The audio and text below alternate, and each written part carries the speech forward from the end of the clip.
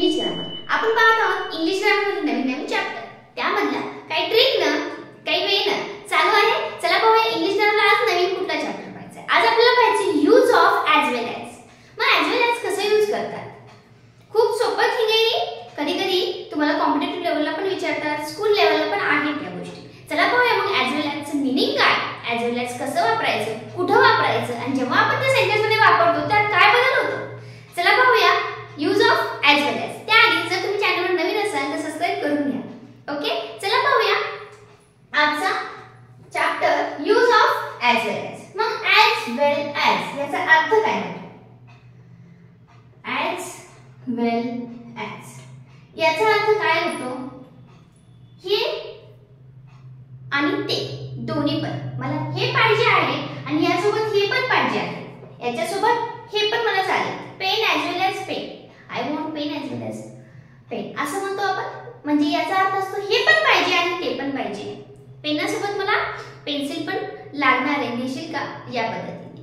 चल मग ह्या सेंटेन्स मध्ये आपल्याला वापरायचं हे सेंटेन्स मध्ये वापरायचं तर कसं करायचं, सेंटेन्स मध्ये काय बदल होतो. फर्स्ट सेंटेन्स घेऊया.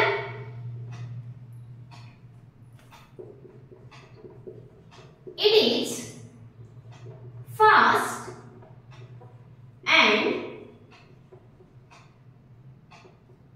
is fast and easy to use.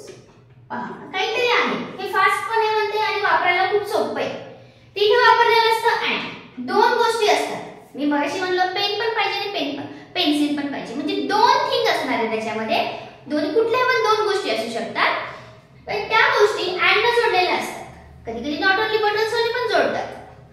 दोन गोष्टी कशाने जोडता येतील ते जोडलेले असतात. फक्त तुम्हाला वापरायचं ते ॲज वेल ॲज. तर आपण सोप्याकडून सुरुवात करूया. फर्स्ट सिंपल अँड ने जोडलेले दोन थिंग आहेत. फास्ट अँड इझी ह्या दोन गोष्टी त्यांनी अँड ने जोडल्या. तर आपल्याला सिंपल करायचं.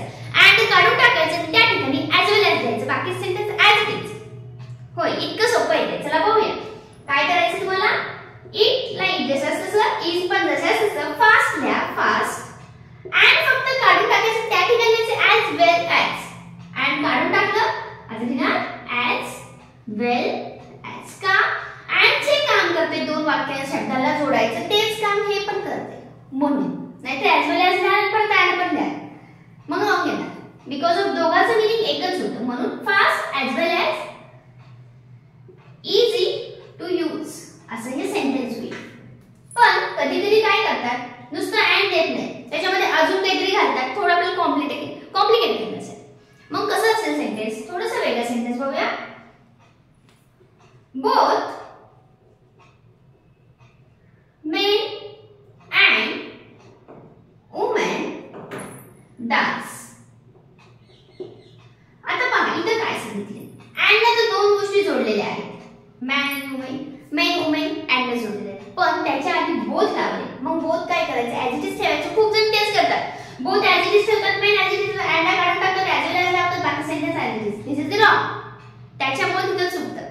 वाय दोन्ही बोथ म्हणजे दोन्ही पण. बोथचा अर्थ आहे आता दोन्ही मेन अँड वुमेन आणि याचा अर्थ काय व्हायलाय तेच व्हायलाय. मला हे पण आणि ते दोन्ही पाहिजे. बोथ व्हायलाय म्हणजे इथं दोन शब्द काढून टाकून आपल्याला ॲज वेल ॲज वापरायचं. मग परत अजून एक टेन्शन. वाय मग ॲज वेल ॲज बोथच्या ठिकाणी ठेवायचं की अँडच्या ठिकाणी ठेवायचं. आपल्याला तोच रूल वापरायचा आहे. ॲज वेल ॲज अँडच्याच ठिकाणी ठेवायचं आहे पण बोथ लिहायचं नाही. बिकॉज ऑफ मीनिंग सगळं हे पूर्ण करते ॲज वेल ॲज. कसं होईल मग सेंटेन्स. बोथ काढून टाका. men as well as women dance. लेडीजच नाही किंवा स्त्रियाच नाही तर पुरुष सुद्धा डान्स करतायत या अर्थाने. ओके पहा men as well as women dance दोघांचाही अर्थ सेम असेल. एक लक्षात घ्या जेव्हा तुम्हाला नायदर नॉट वापरायला सांगतात, हार्डली हॅड वापरायला सांगतात, as soon as, no sooner than, as well as, ought to खूप असं काही काही वेगवेगळे आहेत. वुड वापरायला सांगतात. हे सगळं वापरलं तरी एक मात्र लक्षात ठेवायचं की आपल्याला जो सेंटेन्स आपल्याला जे सेंटेन्स दिलेलं असतं त्याचं मीनिंग बदलू द्यायचं नाही. मीनिंग बदललं तर आपल्याचं रॉंग झालं. काय इथे जर आपण असं केलं असतं बोथ तसंच ठेवलं both man as well as women dance.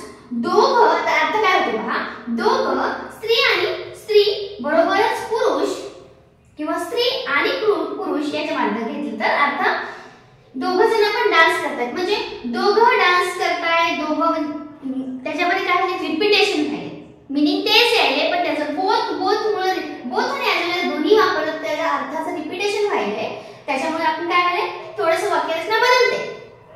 मला पण जायचंय, मला तिथं पण जायचंय, मला पण आपण नेहमी नाही वापरू शकत लाईक दिस. म्हणजे आपल्याला जे काय करायचंय, ज्या सेंटेन्स मध्ये काय वापरायचं सांगितलं ते वापरायचं, ऍज वेल ऍज नाहीतर ना काही वापरा, जे सांगितले ते करा, बट त्या वाक्याचा अर्थ नाही बदलला पाहिजे याची काळजी घ्या.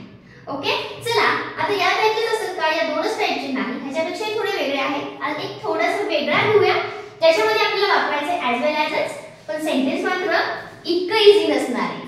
ओके, चला मग सेंटेन्स कुठले आहे ते पण पाहूया आणि त्यामध्ये ऍज वेल ऍज कसं वापरायचं हे पाहूया. सेंटेन्स घेऊया. फर्स्ट, ही थोडंसं लेंथी आहे. Decided not only to wear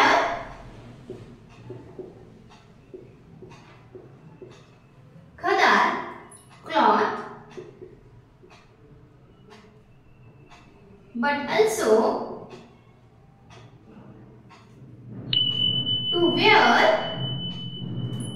a cap or shoes. त्याला क्लॉथच नाही, ते वेगळ्या प्रकारचे क्लॉथ आहेत मे बी, त्याला क्लॉथच नाही घालायचे काय टाइपचे, ते त्याला काय पाहिजे, कॅप पण पाहिजे, शूज पण पाहिजे, हे सगळंच पाहिजे असा याचा अर्थ आहे.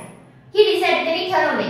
Not only wear the cloth, कुठल्या टाइपचे एक प्रकार आहे क्लॉथचा, तो कपड्याचा cloth, not only clothes but also to wear cap and shoes, पण त्या प्रकारचे कॅप पण पाहिजे, टोपी पण पाहिजे आणि शूज पण पाहिजे. पण आता काय करायचं, ऑरच्या जागी ठेवायचं, नॉट ओनलीच्या जागी ठेवायचं का बट ऑल्सोच्या जागी ठेवायचं, ते यात पाहायचं. दोन गोष्टी कशाही जोडलेल्या आहेत, ते वेअर क्लॉथ ही एक गोष्ट आहे आणि याला इथून इतकी एक गोष्ट धरायची, और याच्यातच आलं कॅप किंवा शूज एकत्र धरा, म्हणजे तुम्हाला नॉट ओनली आणि बट ऑल्सो काढून टाकून ऍज वेल ऍज लावावं लागेल. मग आता कुठं लिहायचं ऍज वेल ऍज, नॉट ओनलीच्या जागी का बट ऑल्सोच्या जागी? चला विचार करू नका, खूप सोपं आहे. आपल्याला लावायचं नॉट ओनली बट ऑल्सो, दोन्ही काढून टाकायचं आणि दोघांच्याही जागी लावायचं नाही असं म्हणण्यापेक्षा आपल्याला लावायचं बट ऑल्सोच्या जागी. म्हणजे कसं, वन थिंग ही आहे, अनदर थिंग ही आहे, दोन थिंगच्या मध्ये आलं पाहिजे. म्हणजे कसं, मगाशी होतं मॅन आणि वुमन आलं होतं, परत पेन अँड पेन्सिल आलं होतं, म्हणजे अँडच्या जागी दोन थिंगच्या मध्ये आलं पाहिजे ना. मग नॉट ओनलीच्या जागी लिहिलं तर दोन थिंगच्या मध्ये यायले का नाही, त्यामुळे आपल्याला वापरायचं बट ऑल्सोच्या जागी काय ऍज वेल ऍज. अजून काय चेंजेस होणार आहेत वाक्यामध्ये, ही डिसाइडेड, नॉट ओनली काढून टाकूया, ही डिसाइडेड इथून लिहायचं टू वेअर खदार क्लॉथ बट ऑल्सो काय ना ऍज वेल ऍज, त्याचबरोबर टू काय काय ठरवलं त्यांनी, वेअर अ कॅप और शूज. पहा चेंजेस काय झाले, दोन्हीच्या जागी लिहिता येते का नाही, दोन्हीपैकी एकाच्या जागी लिहावं लागेल. कधी कधी हे काय होतं, दोन्हीच्या जागीच पेक्षा एकच जागी असं का नाही सांगितलं मी, नॉट ओनली बट ऑल्सोच्या जागीच लिहा असं नाही सांगितलं, because of not only but also खूप वेगवेगळ्या प्रकारामध्ये वाक्यामध्ये यूज होतात. कधी कधी स्टार्टिंगलाच नॉट ओनली असतं, त्यामुळे त्याच्यामध्ये तुम्हाला शोधावं लागणार की दोन थिंग कुठल्या आहेत आणि त्यांना जोडायचं काम करा. हे कन्सेप्ट लक्षात ठेवा. इथे सोपं आहे, बट ऑल्सोच्या जागी ऍज वेल ऍज लिहा, तुमचं वाक्य पूर्ण होईल, नॉट ओनली काढून टाका असं म्हणायला सोपं जातं, पण हेच रूल सगळ्या वाक्याला यूज होत नाही. दॅट्स वाय लक्षात ठेवायचं, दोन गोष्टी कुठल्या आहेत ते शोधा आणि त्याला ऍज वेल ऍज ने जोडा, म्हणजे तुमचं सेंटेन्स काही केला चुकणार नाही. ओके, चला तुमच्याकडे असे काही क्वेश्चन असतील तर तुम्ही मला नक्की शेअर करा, कमेंट करून सांगा. चला वाटल्यास व्हिडिओ कसा वाटला हे सुद्धा सांगा. चला लाईक करून घ्या आणि शेअर आणि सबस्क्राइब करून मात्र विसरू नका. ओके.